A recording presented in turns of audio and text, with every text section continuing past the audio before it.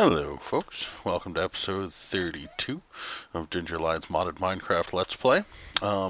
Today we're going to be building ourselves a nuclear reactor. First I want to show you a couple of things that I had to teach the system to make that it didn't know how to at that moment. Let's see, we probably had finished last time around the remote sensor kit. Taught it to make glass fiber cables, reactor chambers, to make nuclear reactors, levers just for fun, the EU reader to make the the energy sensor kit, which we're going to use, iron bars, and then all the various things to make my reactor heat vents, my overclocked heat vents, my component heat vents, and my component heat exchangers, all of which are necessary to the layout of my nuclear reactor. But also there's a couple other things that we may not have gone over before, so let me see if I can find them real quick. I made some insulated cable from Project Red. The advantage to this stuff is you can lay it right next to other cables of the same type, and they won't connect. So I made 3 different colors of insulated cable that I'm going to need.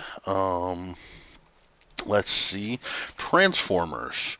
Because I'm going to be making power from a nuclear reactor, it's going to be putting out somewhere between medium and low current, and so I'm going to need to transform it into current that I can use. Anything else? Oh yes. I also made a thing called a NOR gate. I'll show you what it is and what it's used for when I get there. So, for the moment, I think it's time for us to go to our energy dimension and get to work. But one thing that I'm going to do before I go, I'm going to shift into this suit. Now, looks like my power was being recharged on my helmet. That's fine. This isn't going to allow me to jump and move around like I always like to, but that's just fine because we need this for building and working on our nuclear reactor, so it seems like a good plan to start it right now. So, I'm not going to start by building a building around this nuclear reactor. I'm going to work almost exclusively just with my hands in an empty space, and later, once we've got the entire thing built, I'm going to build a building around it. Now, I've already had my system build all the components that I need because I want to do this relatively quickly. I'm also going to do all of this in bat form. I think it's just going to make life just a little bit easier. So, let's get started. I'm going to eat a little bit of bread. Now, because I have been forced to make what I consider to be an unsafe nuclear reactor. The nuclear reactor that I'm going to be building isn't going to make as much power as I would normally like a nuclear reactor to be able to produce. So, in the end, what that's left me with is the need to make slightly, well, shall we say, slightly more reactor. I've decided to go with 3 nuclear reactors instead of 1 because the nuclear reactor that I'm making doesn't make enough power for my goals. So, there's our basic layout. So, let me go get started with the first parts that make it all work. Let's grab our nuclear reactors themselves and their associated reactor chambers. So, I'm going to start by making a pedestal for each reactor to sit on, and I'm going to put the actual nuclear reactors themselves down. Now, when you put down a nuclear reactor, it only has space for 3 columns of stuff until you put reactor chambers around it. And since I intend to run my reactors at their fullest of capacities, I'm going to go ahead and put reactor chambers on all sides of these reactors. So, 1, 2, 3, pedestals have been replaced. Now, we need all sides and on top of these reactors.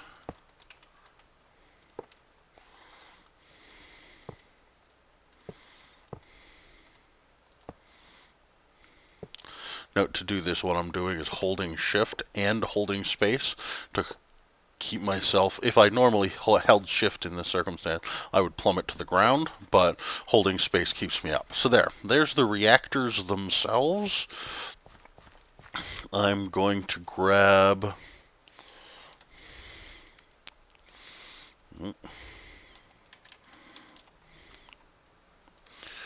the wiring to connect them. I'm using the most expensive cable currently available, the glass fiber cable. The advantage of the glass fiber cable is that it does not lose energy over the distances that we are working. It doesn't lose energy at all. To me, that's very important because reactors produce energy many times a tick, and I would prefer not to lose any of that power on its way to its first device, which is an MFSU. Now, let me get my wrench. I'm pretty sure that I have electric wrench. Good. That's what I'm going to need. I'd like it there. I'd like it facing straight down, because that's where I'm going to be outputting the power. Now, just to get this part of it done, import buses and export buses. Now, because I want to make sure that once I configure these, now, I don't know how many of you have worked with import and export buses before, but one thing that you should know, if you set up an import bus on the edge of something like this, this is going to try to suck all the items out of it as soon as it's connected to the network. So what I'm doing, just to make sure that my system doesn't get confused, I am setting all of the import buses up to pull out cobblestone. There's not going to be any cobblestone in these reactors. And so effectively what I'm doing is saying, don't take anything out of these. And actually I'm going to set the exact same thing right here on the side of this MFSU. There. Now, all of those are set up, and when they're connected to the network, they're not going to accidentally suck anything out of my various devices that I don't want them to. Now, I want import buses to import things into all of these devices. This side seems to be my side, and here. But I'm not going to set them up with anything yet until I have everything set up the way that I want them to be. Now, let's get some ME cable, and let's request 64 more, because I'm going probably to need every bit of that. Now, first we connect these together so that they're all talking. Now, they're not connected to the ME network yet. That's going probably to be the final step that I do in this entire process, because what I'm going to be using the ME network for at that moment is to move all the fuel rods into these reactors. So, I don't need anything else there connected for the moment. Now, I would like my remote thermal monitors and these kits and this kit, and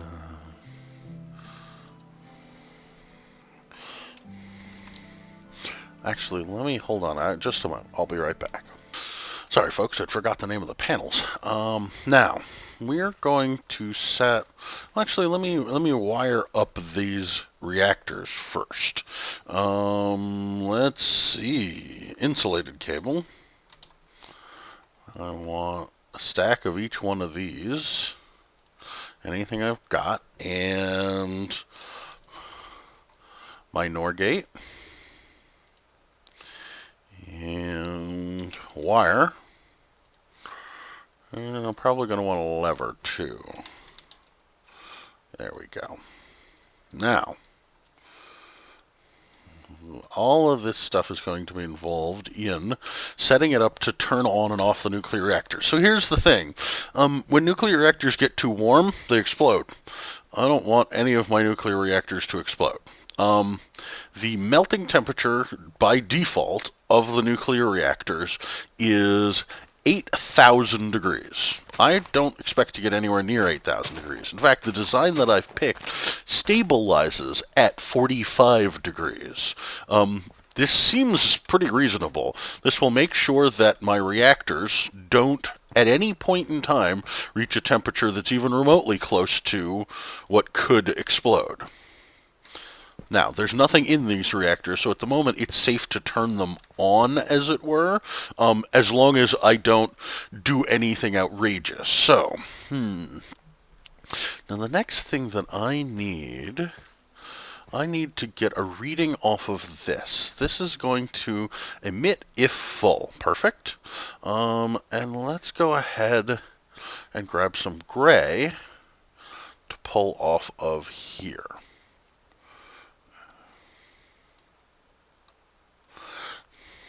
Sorry that I'm not explaining this all. I'm also trying to remember exactly how I want all of this configured. Okay, so this allows me to connect all of these white together.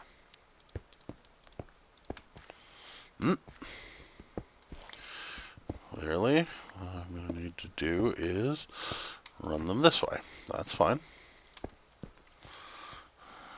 Now these are all connected. Just one more back, just to make sure that I'm not accidentally triggering anything.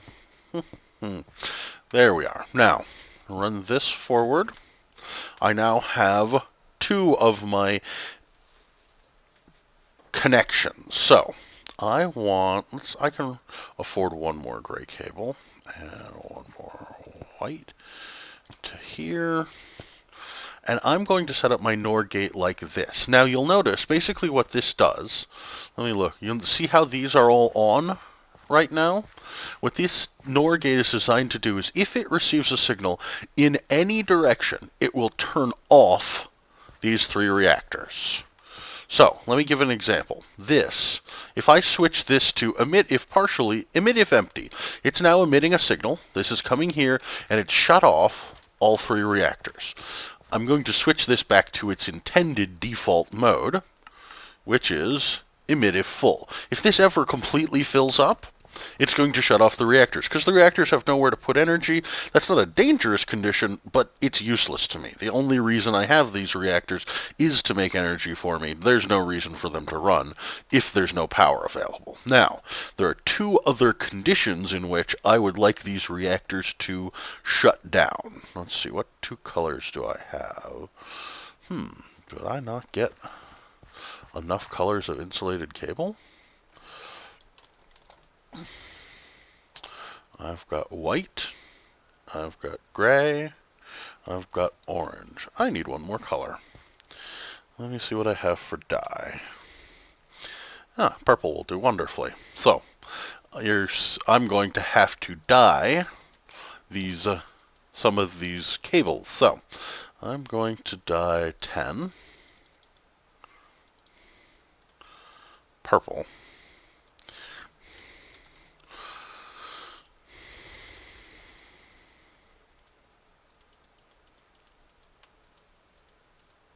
I know that's going to be more than enough, so that makes me happy. Good. Now, there are two other conditions in which I might want these nuclear reactors to shut down, which is why I'm using all the sides of this NOR gate. You'll note in, out. The out is going to the reactors. The first in is coming from here. The second one is going to come over here. Let's see, about here. And I'm going to build my wall out of these border stones. So this is going to be my, shall we say, my public face. And like so, at least. Now, I'm going to take this orange insulated cable and run it up and connect this to it. Now, I have a lever. Somewhere around here. There it is. Let's see, I'm not using this hand at the moment. I'm going to put the lever up here on the wall. Right now, all of these reactors are turned on. There's nothing in them, but they're in an on state. If I flip this switch, it turns on this wire, which feeds to here, which shuts off all the reactors. I now have two states in which the reactors shut off. One, if there's no more power. Two, if there's no room for power, I mean. And two, if I flip this switch off. Now, we're going to set up our third conditional. Let's see, I want the center one of these lined up right here. Perfect. Here and here. Now, I want all of these reactors to shut down if their temperature goes over 100 degrees. Because they're supposed to, at no point in time, have a temperature as high as 50. In fact, 48 is where they should stabilize. So if they have a temperature that's as high as 100 degrees, something has gone drastically wrong. Now, I may very well need range upgrades to make some of these work. If so, that's going to be just fine. But let's start with one. That's the reactor on the left, so that's going to go in this item on the left. There's no power at the moment, but nonetheless, it has a remote sensor card and theoretically can talk to a reactor. This is the one that may very well need a range upgrade.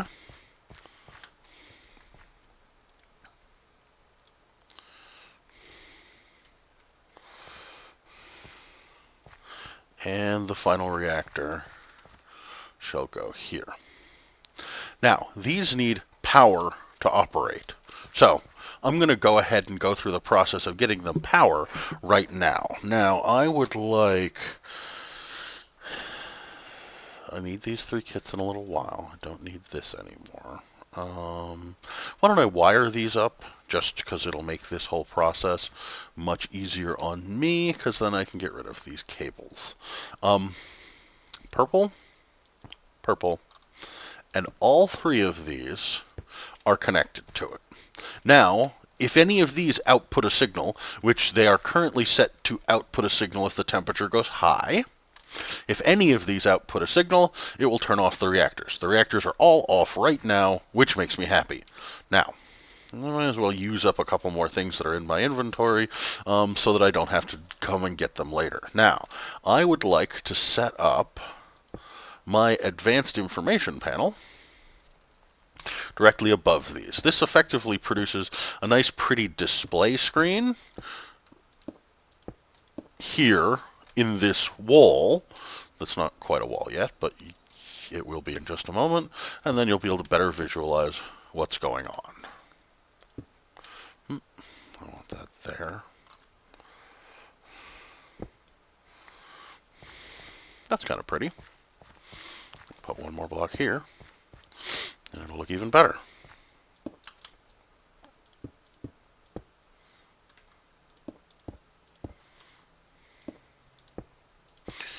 There.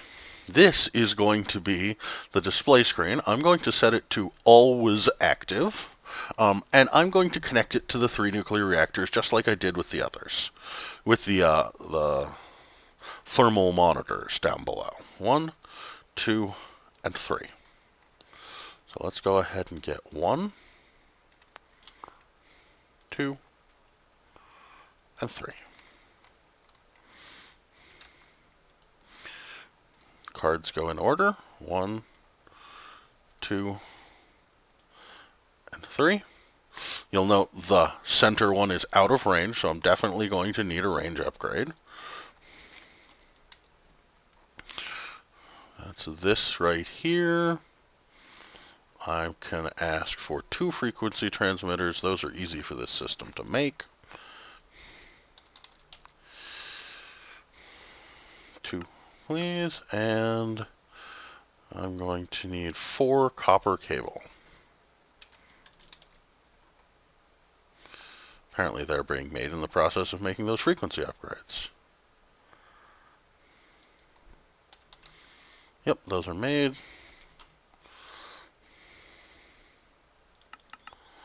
Begin, crafted, and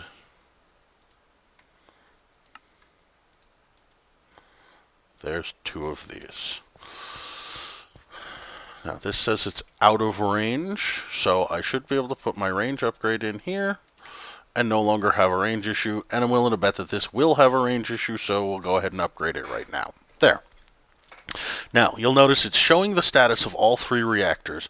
Let me go ahead and add the one other thing that I'm going to finally set this up with. Again, getting stuff out of my inventory.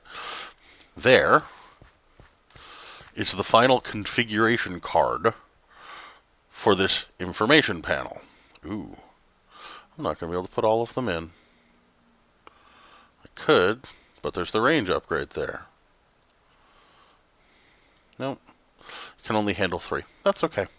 Perhaps I will set up a different panel for that, but this is what's really important. Now, I don't like the way this is configured right now, so I'm going to change the colors. I would like the text to be white on a black background. That's much easier for me to read. And I don't really care what the maxed heat is or the melting temp of any of these reactors, because I know what they are. They're always going to be the same. That's never going to change. That's much better. Well, we know which they are. We know what order they're in anyway. So, that's configured. Now, like I said, I need to get power out of the system in several ways. So, let's start with my transformers. LV transformer. Let's get rid of these cables. And this kit I no longer need. I'm going to, like I said, HV. What's my power coming out as? I need an MV transformer and an LV transformer, correct. Then I need some cable. I'm going to need one of these and a bunch of gold insulated cable. Good. Then I need an MFE. Yep, okay. Now, at the moment, do I have anything with energy stored in it? No, I don't. So please make one of those. Now, here is the issue. These, like I said, need power. Now, I'm going to need to provide the 3 of them with power, like so. They're now connected together for power. Now, I'm going to dig underground, and actually, I'm going to do it forward, because that's a little easier at this point.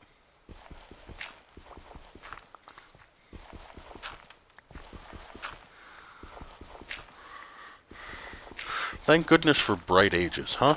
I don't have to use torches, I don't have to light any of this area up. So this is where I need to deliver power to, and this is, theoretically, where I'm going to get power from, out of my nuclear reactor itself. So, this MFSU is going to output power straight down.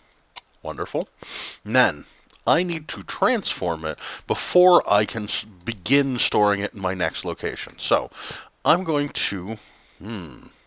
that's not configured correctly. And I know it's not configured correctly.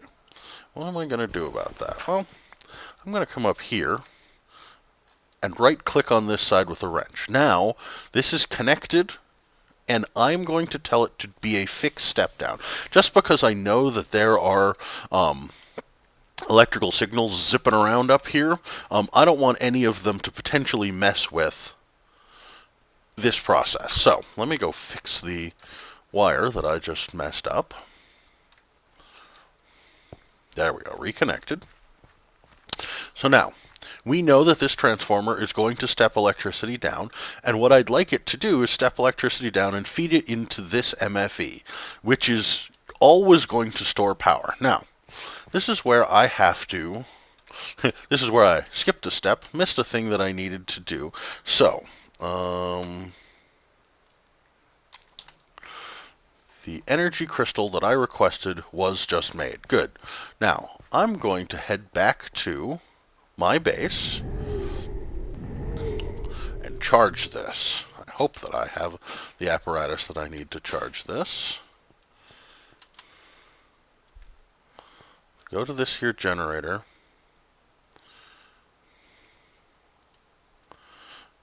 Nope. I can't craft, I can't charge that in this generator. So, looks like, let's try an advanced RE battery and see if the generator can charge this. It can't. So, batteries, not many EU, but better than nothing to kickstart this system.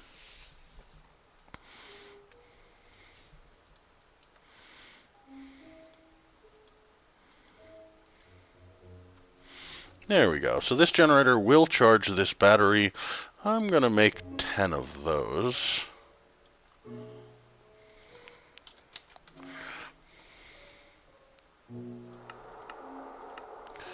Because they don't store much power.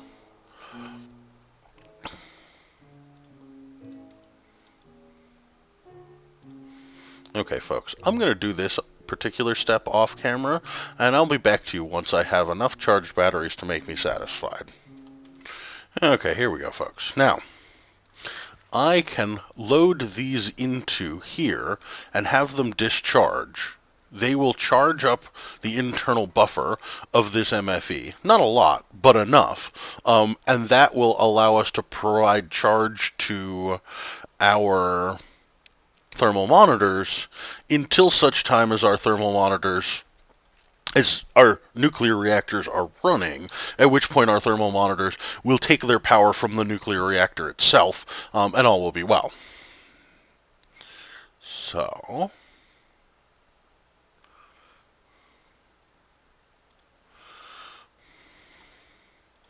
now, I would like to be able to at least occasionally monitor this, but it's in a rough position. If I'm correct, it's just down under here.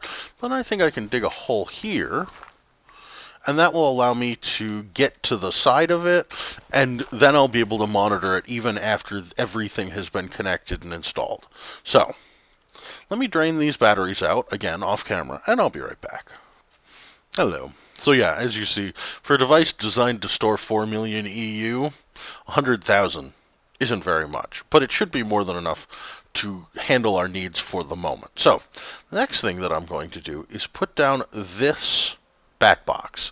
And again, shift-click it so that it's pulling power from the other direction and set it for a fixed step down. And finally, connect our cables to here. This gives all of these power. You'll notice they list power listed here, and all of them seem to be able to connect to their associated reactors. Good. I like that. Now, let's put dirt back down here so that we don't have a mess. I like things to look a bit tidy around here.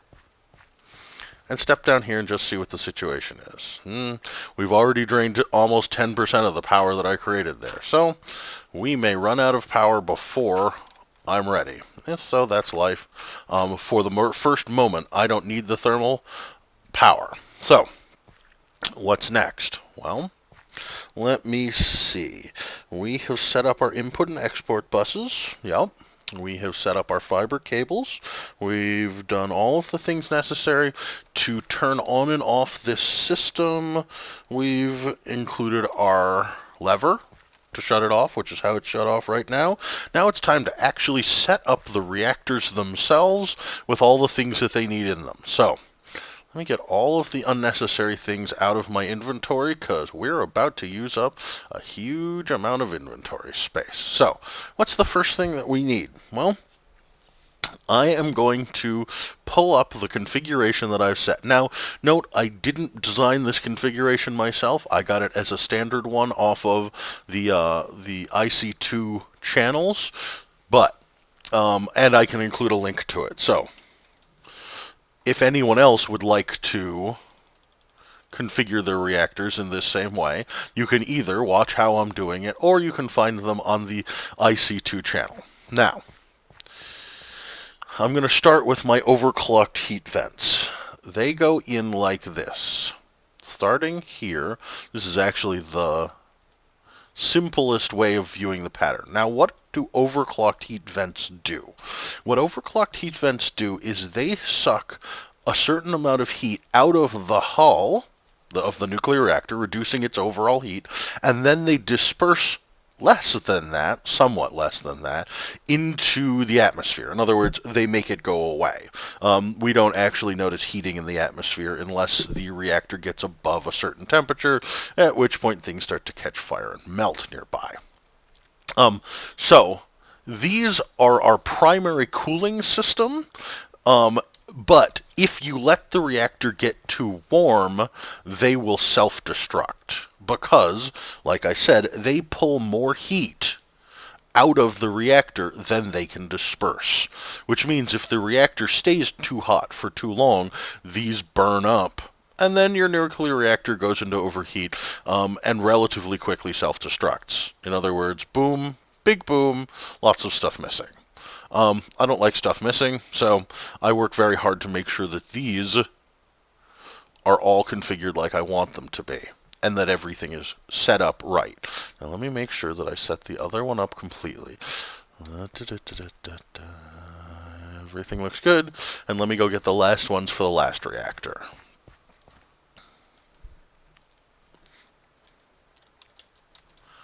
$18. That's the exact number that I need for each reactor. So that's perfect. I don't need more. Cancel that crafting command. Now, note, if I had not set up these import buses with something as a blocking, they literally would be pulling these overclock heat vents out of the reactors right now, which, considering that it's a little bit finicky to get them all laid out correctly, would be annoying.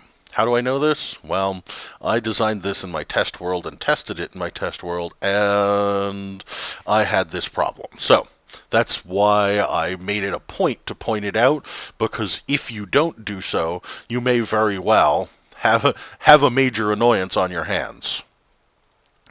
Now, the next thing that I need after my overclocked heat vents are my component heat exchangers.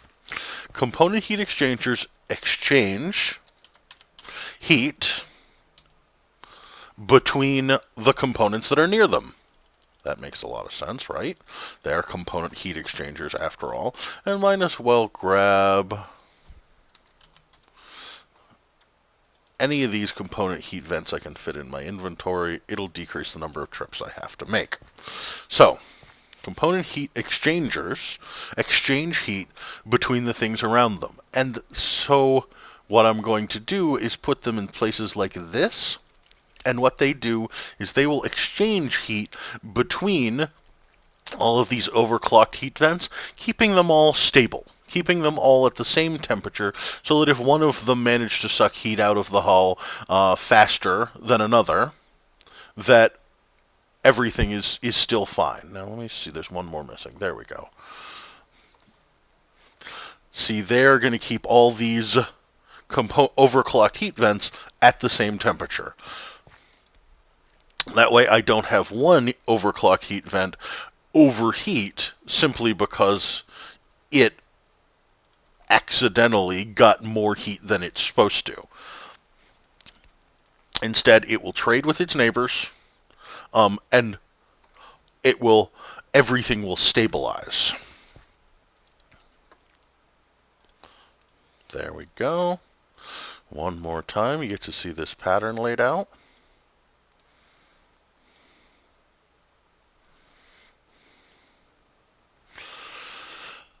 And now, these component heat vents vent heat from the components around them. So this will suck heat out of the overclocked heat vents and disperse it into the atmosphere. Again, make it go away. We don't actually notice it getting warmer in the world or any such thing. So, the overclocked heat vents are going to suck heat out of the reactor hull. The component heat vents and get rid of some of it. The component heat vents are going to get rid of the rest of it, and the component heat exchangers are going to make sure that everything stays at a nice stable temperature here. And all of these gaps around the edges are where my uranium fuel rods are going to end up. So, once again, effectively what we're doing is filling the entire center of this reactor with heat dispersal devices of one kind or another. And then we're surrounding the outsides with the nuclear fuel rods that are going to make heat and power. So, let me go ahead and get the rest of these 9.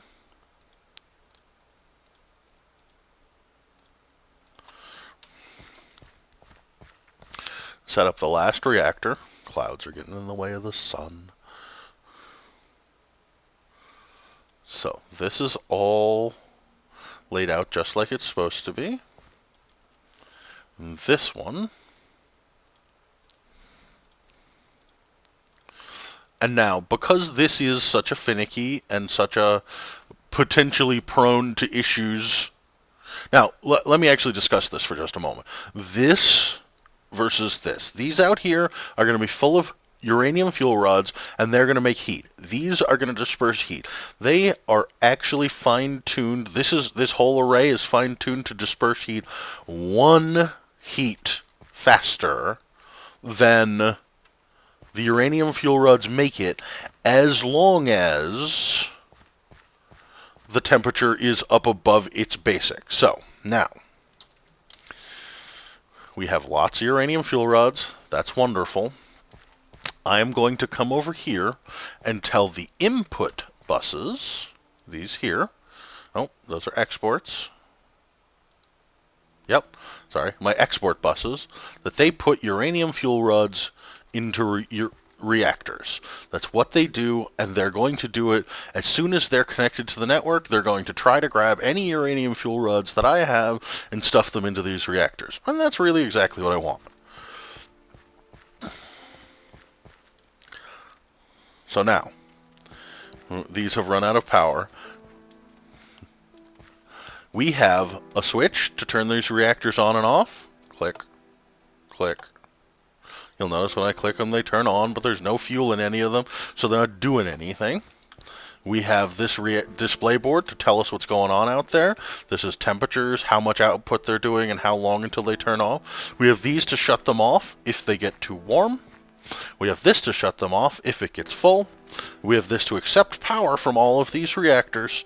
And we have all of our reactors configured exactly the same, with all of the necessary components to vent the heat. Now it's time to connect this to the ME network. So I'm going to go underground right here. I think this is the best spot. Dig my way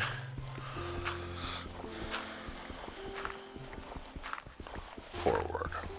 Now I know I'm forward of the wall right now, so let's go up. Follow this line up, and that's where we're going to connect. We're actually going to connect right here, but that's okay. And connect to the 2 tunnels. There we are. Now, no, that doesn't help me any. I'd like some ME cable, please.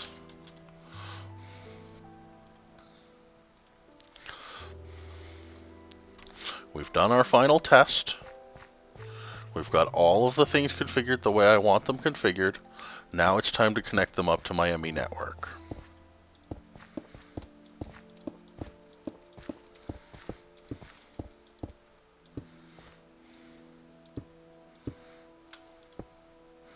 Now, notice all that pulsing going on?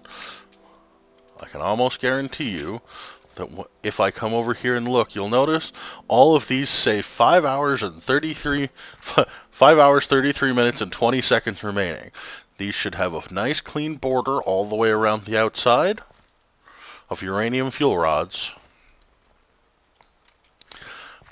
Unfortunately, we can't tell what the temperature is, but I'm going to craft an item that will allow us to. Well, I don't even have any power at the moment. I'm going to trust that I have these configured correctly. Here's a risk that I'm going to take. I could go charge up those batteries and figure it out, but flip the switch. Bing, power, power. Now, you'll notice each one of these is lit up to about halfway. What that's saying is this. See these 48 for temperatures? This is saying that these hulls are at 48 degrees. If I set this to 1,000, you'll notice it's only a little green wedge. Since I've got it set to 100, that's where the display reads. Now let me show you a couple things. Let me put a max heat on the first one. If we look up here, max heat 10,000. That's the temperature at which this reactor would explode. I'm running it at 48. I've got it set to shut off if it goes 100. Let me actually prove that to work. Let's shut off the reactors by artificially creating a bad situation. Let's set the temperature. There's 50. That's right at red line. It's running at 48. It's 2 degrees over. If I go down 1, everything's fine. If I go down 1 more, 48, bink, shuts off. Kills all the reactors. Then the temperature comes back up. That's okay. So, what I've done is set it up so if any of the reactors gets too hot, they will all shut down. And if this fills with power and is completely full, it will shut down as well. Now, it's going... I shouldn't have cleared this out. I wanted to go look. It's filling this. So this is going to take 4 million EU. And then this is going to take 40 million more EU to fill up. But once the two of them are full, it will also shut down these nuclear reactors. So we have, theoretically, a safe and stable configuration. We have our ability to shut off our reactor anytime we want. We have our thermal monitoring systems in place. We have our power monitoring systems in place. There's only 2 things we have left to do, and those are going to take a little bit of time. I'm going to wait until the first time. Actually, let's test this. We did it once, but let's shut this. Emit if partially filled. This is currently partially filled. All these reactors should be shut down. Let's go and check. Yep, all the reactors are off. This NOR gate is set out to off. All is well. Let's set this back to emit if full. So, we've now tested our thermal monitoring system. We've tested our lever, because it turned on and off the reactors in the first place. And we've tested our MFSU. So, there you are, folks. There's a stable build. And I'll be right back. As I suspected, I have run pretty long on this episode already, but I want you to know that next episode we'll be coming back. I will show you the process by which I am going to extract power from this MFSU. Give you a hint, it has to do with this export bus and this import bus back here. And then I will show you later, once I've run one of these reactors completely empty, I will show you the process by which I automatically refuel these reactors, and then I'll be able to knock 2 items off the board. So, I'll see you at next episode, guys.